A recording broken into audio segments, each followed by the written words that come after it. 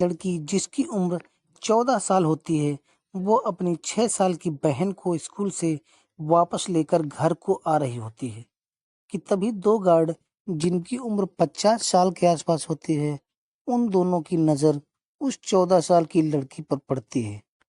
वे दोनों उस लड़की से कहते हैं कि बेटा मैं तुम्हारे पापा का दोस्त हूँ, तुम्हारे पापा से अभी हमारी बात हुई थी। उन्होंने कहा है कि हमारे घर चले जाओ और खाना खा लेना।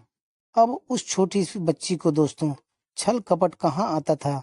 वे दोनों उस बच्ची के साथ हो लेते हैं और उसके घर चले जाते हैं। घर जाकर वे दोनों उस लड़की को पकड़ लेते हैं और आगे की घटना जाने उसके पहले बस वही रिक्वेस्ट कि प्लीज़ वीडियो को लाइक करके साथ में चैनल को सब्सक्राइब अवश्य कर लीजिएगा। नमस्कार दोस्तों, मैं हूं अभय। आप देख रहे हैं स्टोरी विथ अभय चैनल।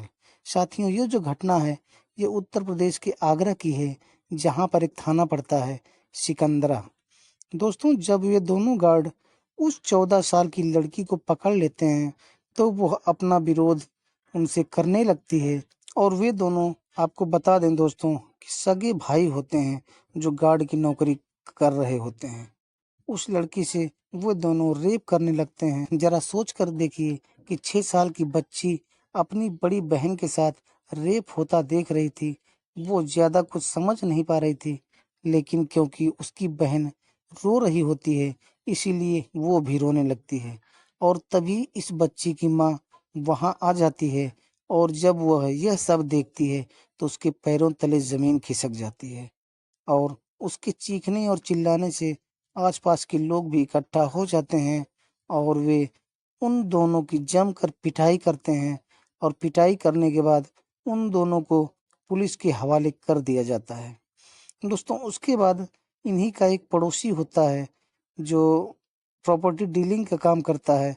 इस बच्ची को और उसके माँ को साथ लेकर थाने में रिपोर्ट लिखवाने के लिए जाते हैं। तो वहाँ जो होता है वो और ज़्यादा चौंकाने वाला होता है।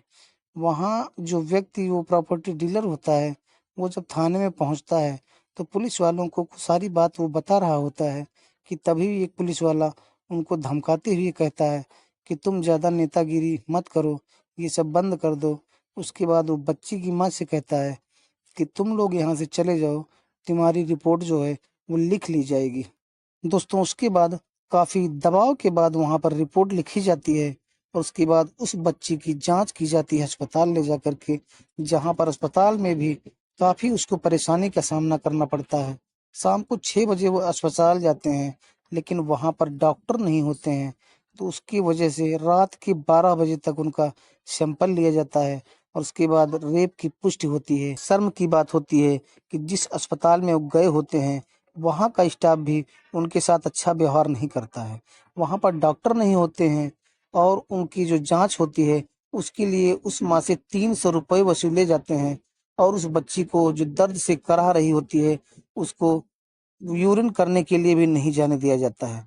बोला जाता है कि अगर तुम यूरिन करोगी तो तुम्हारा जो रिपोर्ट है वो सही नहीं आएगी। इस तरह से वो तड़पते रहते हैं, लेकिन उन लोगों की सुध वहाँ करने वाला कोई नहीं होता है।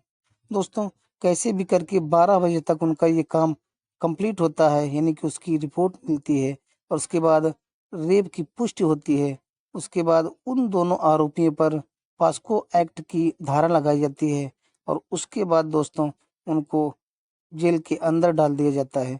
उसके बाद अब जो होगा वो तो आगे पता चलेगा, लेकिन ऐसी घटनाओं से लोगों की मानसिकता नजर आती है कि कितना गिर गया है इंसान। 50 साल का व्यक्ति 14 साल की बेटी के साथ, लड़की के साथ ऐसी हैवानियत कर रहा है। शायद उससे बड़ी उसकी खुद की बेटी होंगी, लेकिन इन दोनों निर्लज्जों को शर्म नहीं आती है। तो दोस्तों, आज की घटना यहीं तक है, आज की वीडियो यहीं तक है। आप लोग कमेंट करके इस घटना के बारे में ज़रूर बता दीजिएगा। अगर आपको ज़रा भी अच्छा लगा हो तो प्लीज़ वीडियो को लाइक कर दीजिएगा और साथ में चैनल को सब्सक्राइब कर लीजिएगा। फिर मिलेंगे किसी दूसरी घटना के साथ दूसरी वीडियो में।